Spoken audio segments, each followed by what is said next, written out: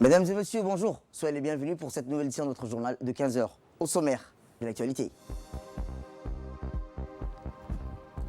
À la une dans l'actualité nationale, formation sur la protection et la sécurité du tourisme.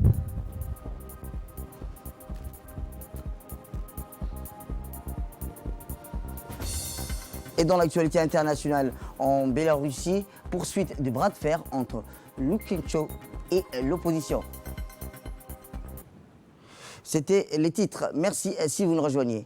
Je vous le disais dans le titre, le ministre des Affaires musulmanes a parrainé ce matin la cérémonie de remise des diplômes à la 5e promotion des étudiants de l'Institut Imam Shafi'i, mémorisateur du Coran. Le Haut Conseil islamique a organisé ce matin au Palais du Peuple une cérémonie de remise des diplômes à la 5e promotion étudiants de l'Institut Imam Shafi'i pour l'encadrement des mémorisateurs du Saint-Coran. La cérémonie s'est déroulée sous le haut patronage du ministre des Affaires musulmanes, de la Culture et des Biens Warf, M. Moumin Hassan Barre, en présence notamment du directeur des Affaires islamiques, M. Al-Sallassi Ahmed Abdallah, du secrétaire exécutif du Haut Conseil islamique, Cheikh Oki Qawrah Fatah, en outre les députés Djibril Abdillah Mirni et le directeur de l'Institut islamique de Djibouti, M. Bin Ibrahim Al-Saq. Ont également participé à cet événement des hauts responsables du ministère des Affaires musulmanes, des dizaines d'imams et des prédicateurs, des représentants des centres de mémorisation du Saint-Coran, ainsi que des représentants d'organisations caritatives opérant. Au cours de la cérémonie, les participants ont suivi des récitations du Coran présentées par les étudiants diplômés qui ont reçu des certificats et des récompenses des hauts fonctionnaires. Il convient de noter que l'Institut Imam Shafi'i pour l'encadrement des mémorisateurs Coran à Djibouti a été créé en octobre 2010 en coopération avec l'Organisation internationale pour la mémorisation du Saint-Coran, a pour objectif d'enseigner et de publier le Saint-Coran et de former les mémorisateurs et les instructeurs du centre de mémorisation du Saint-Coran dans notre pays. L'enseignement de l'Institut Imam Al-Shafi'i, Cheikh Abdallah Al-Adar, a prononcé un discours dans lequel il a évoqué les programmes et les activités les plus importantes menées par l'Institut, en particulier en ce qui concerne l'encadrement des mémorisateurs du Saint-Coran. Il a exprimé des remerciements et sa gratitude au président de la République, son Excellence Ismaël Merguele, pour son soutien et l'attention qu'il donne pour le Saint-Coran. Il a également remercié le ministre des Affaires musulmanes du Haut Conseil islamique, ainsi que le Haut Conseil islamique, ainsi que la direction générale du Coran et de la Sunna de la Ligue musulmane mondiale pour leurs efforts afin de progresser cet édifice scientifique et lui permettre de réaliser son noble message au maximum. Eh bien, pour sa part, le ministre des Affaires musulmanes, de la Culture et des Biens Warf, M. Moumin Hassan Barre, a tout d'abord présenté ses meilleurs vœux pour les participants à l'occasion du Nouvel An musulman 1442 hégérienne, en félicitant aussi la 5e promotion d'étudiants. Le ministre a par la suite indiqué qu'une chose les plus importantes, a-t-il dit, sur lesquelles nous devons nous concentrer à notre époque est de mémoriser ce qui est facilité dans le livre de Dieu. Mais la meilleure façon est de mémoriser tout le Coran. Pour lui, sur son chemin vers Allah, avec sa morale et ses enseignements, dans son comportement et ses relations avec les gens, afin que ce soit la preuve de sa bonne volonté conduite et de son attachement à l'amour du bien pour sa communauté et son pays. Et pour cela, les chercheurs connaissance peuvent développer la mémorisation des textes des épreuves liées. Le ministère a-t-il rappelé, le ministère travaille à plus d'un niveau pour organiser des activités et des programmes adaptés aux jeunes, qu'ils soient religieux ou culturels, en particulier pendant les vacances annuelles ou les vacances scolaires, où les jeunes ont besoin de divertissement, éducation et améliorer leurs capacités cognitives et mentales. Le ministre a indiqué qu'au cours de la période récente, le ministère a mené de nombreuses activités de programmes au niveau de la radio-télévision de Djibouti et des mosquées, ainsi qu'à l'ouverture officielle prochaine de la Bibliothèque nationale. Nous travaillerons, a-t-il rappelé le ministre, à relancer des événements religieux et culturels, des concours entre les établissements d'enseignement et attribueront des prix culturels pour faire avancer la réalité culturelle de notre pays. Cet effort fait partie, a-t-il rappelé, intégrante de la vision de son Excellence, le président de la République, M. Ismaël Merguele, qui pendant son règne à l'université de Djibouti a été créée pour permettre aux jeunes d'obtenir des diplômes dans diverses disciplines et des certificats scientifiques. Dans les cas de directives du président pour prendre soin du Saint-Coran, le ministère travaillera pour atteindre les objectifs suivants: développement des centres de mémorisation du Saint-Coran, en termes de classes et de méthodes pédagogiques. Relancer les sessions de mémorisation du Coran dans les mosquées pour différents groupes d'âge. L'ouverture de l'école d'été électronique coranique virtuelle au niveau de la capitale et des régions de l'intérieur par téléapprentissage et de manière simultanée en ligne pour les hommes et les femmes et pour tous les âges. Promouvoir les programmes religieux pour enseigner le Saint-Coran à distance via Internet, pour être un bond en avant dans le domaine des services électroniques fournis par le ministère.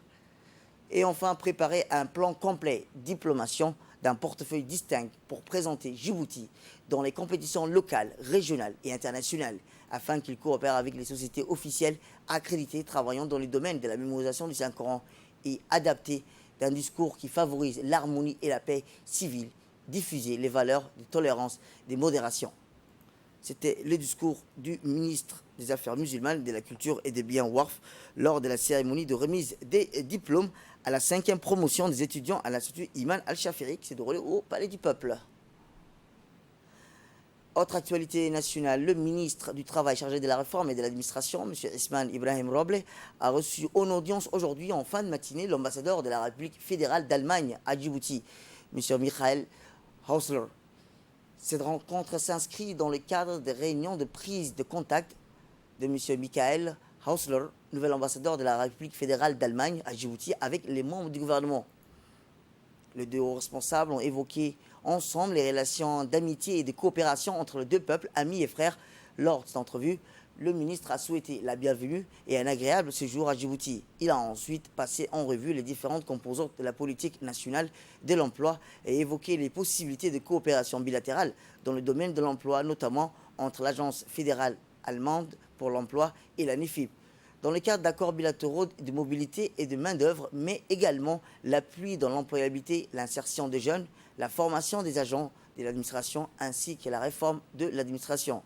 Le diplomate a noté avec satisfaction les points de convergence particulières, la problématique de l'employabilité qui mérite d'être davantage amplifiée et étendue par les deux parties. Il a réaffirmé sa détermination à œuvrer au renforcement de la coopération dans le domaine de l'emploi et de l'accompagnement de la transformation de l'Institut national de l'administration publique. Au terme de cette rencontre, il a été convenu de poursuivre et renforcer les relations partenariats entre les deux parties. Autre actualité dans ce 15 heures, c'est aussi l'Office national du tourisme de Djibouti, en collaboration avec le cadre intégré renforcé, qui ont procédé hier au sein du Palais du Peuple au lancement d'une formation portant sur la protection et la sécurité du tourisme, qui est destinée aux professionnels du tourisme ainsi qu'aux agents, rappelons-le, de l'Office national du tourisme, engagés au quotidien pour effectuer un travail indispensable, quel que soit à l'accueil ou au point de contrôle, ainsi que partout sur le territoire national. Présidé par le directeur général de l'ONTD, M. Ousmane Abdi Mohamed, et en présence des points focaux du cadre intégré, renforcé, M. Hiba Ahmed Hiba, cette formation s'inscrit dans le cadre du projet de catégorie d'appui de la promotion et développement du tourisme à Djibouti, animé par visioconférence depuis le Sénégal par l'expert du tourisme, M. Ousmane Sarr.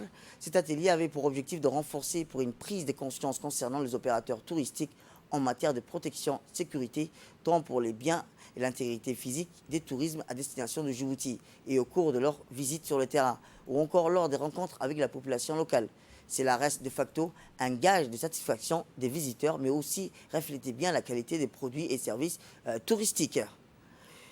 Et bien de son côté, le directeur général de l'ONTD a rappelé que cet atelier de formation et de sensibilisation et des concertations sur les échanges, a-t-il rappelé, d'expérience en matière de protection et de sécurité du tourisme s'inscrit dans le cadre de la réalisation des activités de renforcement des capacités humaines.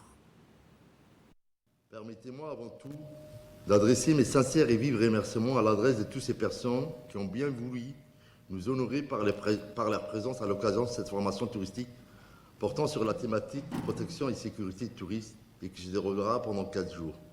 La tenue de cette formation, faut-il les rappeler, financée grâce au partenariat du cadre intégré renforcé, vise à améliorer l'image de la destination de Djibouti.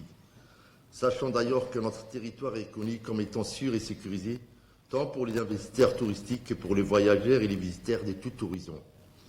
Par la même occasion, je voudrais également remercier les forces et agents de la police de l'ordre ici présents pour leur participation, mais également pour les travaux indispensables qu'ils effectuent en tout temps et partout sur le territoire national en matière d'assistance et de sécurité publique.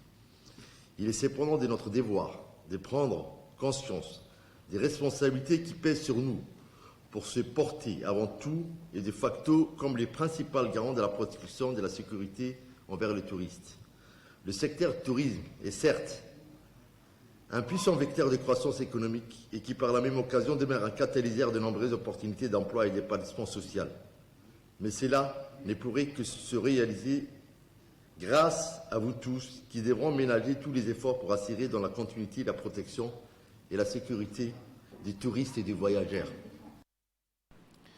Direction Tadjoura, où la représentante de l'UNICEF à Djibouti, Mme Melva Johnson, accompagnée de son staff et ainsi que le président de l'association Adim, Mohamed Hassana, ont effectué une visite de travail à Tadjoura pour la première fois. Ils se sont rendus dans la préfecture avant de poursuivre les consultations au conseil régional et au centre médical hospitalier de la CMH dans le chef-lieu. En fin de matinée, elles étaient attendues par la communauté de la village de Adali, localité se trouvant à 33 km de la ville sur la route numéro 9 où l'UNICEF conduit un projet. Ce présent projet a permis de 20 ménages les plus vulnérables de cette localité identifiés comme plus exposés au risque de contamination oro-fécale de bénéficier de 20 latrines familiales équipées des installations électriques et de lavement. Les dotations en kit d'hygiène ont été offertes à toutes les localités couvertes avec bien sûr sur l'appui technique et financier. L'UNICEF, dont la mise en œuvre est conduite par l'Association pour le développement intégré de Mabla, l'ADIM. La délégation de l'UNICEF a été chaleureusement accueillie par les femmes et les hommes de ce village aux côtés de leur chef de village, élu local, l'honorable Abdelkader Aden et les représentants de la préfecture, en l'occurrence M. Salih Ahmed, bien sûr en présence du président de l'association d'Adim, M. Ahmed Hamadou et son staff. Eh bien, dans le cadre des jumelages nord-sud à Obok, qui a été marqué par la dernière journée du séjour des jeunes d'Ali Sebier par des événements dont la dimension en disait long sur la volonté de collusion communautaire et d'entente fraternelle parmi les jeunes de tous les horizons. Les jeunes à Assidjon ont assisté les soirées musicales dans les cadres des animations et a été déroulé aussi dans les régions de l'intérieur depuis le 1er août, comme dans la capitale, dans une ambiance festive pleine de prévenance. Les mélodies envoûtantes, les voix suaves des chanteurs préalables sélectionnés sur fond de musique.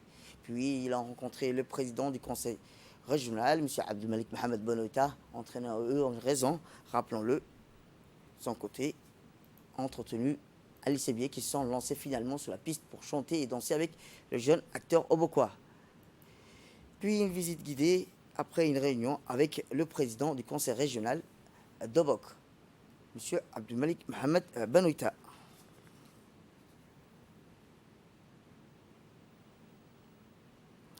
Et dans l'actualité internationale, au Bélarussie, l'opposition ne semble pas faiblir pour prendre le grand rassemblement organisé ce dimanche à Minsk.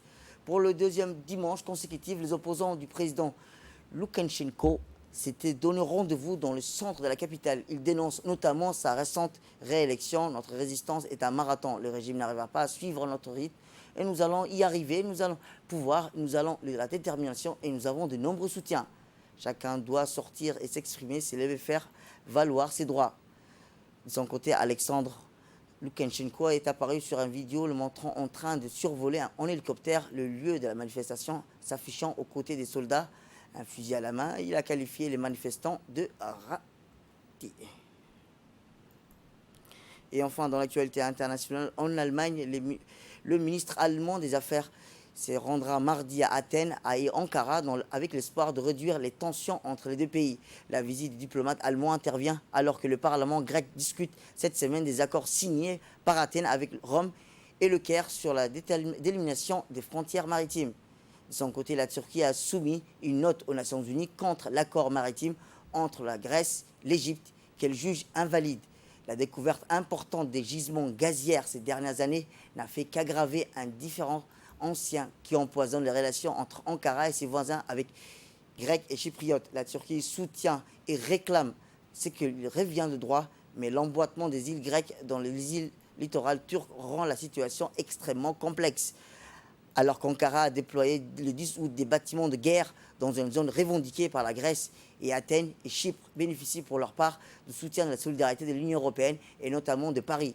La mi-août, la France a ainsi positionné 2 Rafales et une frégate face à la Turquie qui avait repris ses relèves sismographiques à proximité des îles grecques. C'est tout pour cette édition. Merci à vous de nous avoir suivis. Restez avec nous, place nos programmes télévisés.